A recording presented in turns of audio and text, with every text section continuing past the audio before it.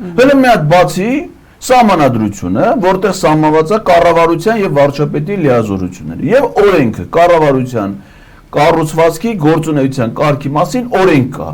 Հələ մի հատ կարտ ընդ գրած է վարչապետը ու թվարկում է վարչապետի լիազորությունները։ Մի հատ խնդրում եմ ընդ ის կարտ հատենամ որտեղ է գրած, որ դու առհասարակ պիտի զբաղվես եկեղեցուն վերաբերող որևէ հարցով։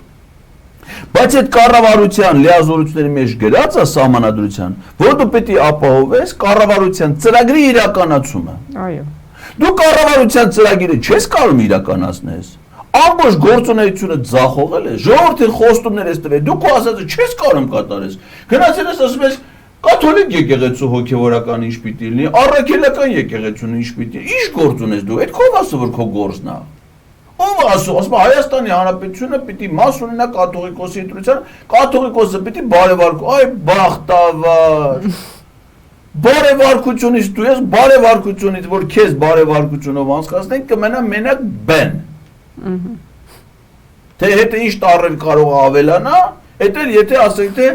կնոջդ բարևարկությունն էլ հետ անցկացնեն, կարող է 2 տառ ավելանա։ Բեին։ Դու ինչ գործ ունես, քեզ ով է իրավունք տվել այդ հարցերը ընդհանրապես քննարկման առարկա դարձնելու։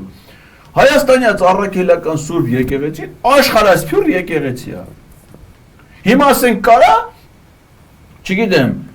Չեխիայի վարչապետը ասի հայ առաքելայի եկեղեցու Չեխիայի թեմի առաջնորդը կամ հոգևոր հովիվը ինչ պահանջների պիտի բավարարի։ Ինչ գործն է։ Այդ եկեղեցին ամբողջ աշխարհում հիմա աշխարհի բոլոր երկրների նախագահներն ու վարչապետները քննության առարկա դարձնեն հայ առաքելական եկեղեցու կաթողիկոսի կամ սրբազանների հարցը, որովհետև այդ եկեղեցին իրանց երկրի տարածքում գործունեություն է ծավալում, բոլոր երկրներում է ծավալում, ում ինչ գործն է։ Ով է քեզ այդ իրավունքը տվել ընդհանրապես այդ մասին խոսալու։ Սիրելի ինչ լիազորություններ գերալ, քո ինչ գործն է, կաթողիկոսը ինչ կարգավիճակ ունի, ուխտ ունի, չունի, խախտելա, չի խախտե։ Ասում եմ, մեր եկեղեցում բուսակրոն հոգևորականները պիտի այդ Արա դու կնա քեզնից խոսա, մարզպետ ես նշանը, օրենքում գրած է,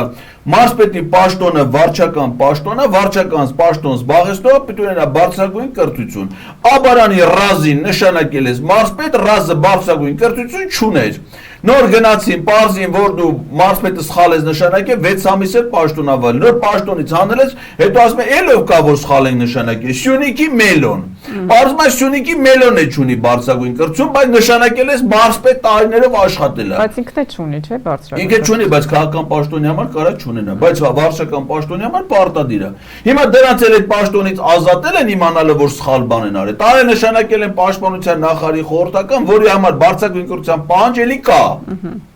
Դու գործադիր իշխանությունում պաշտոնների ես նշանակում մարդկանց, որոնք դրա իրավունքը չունեն։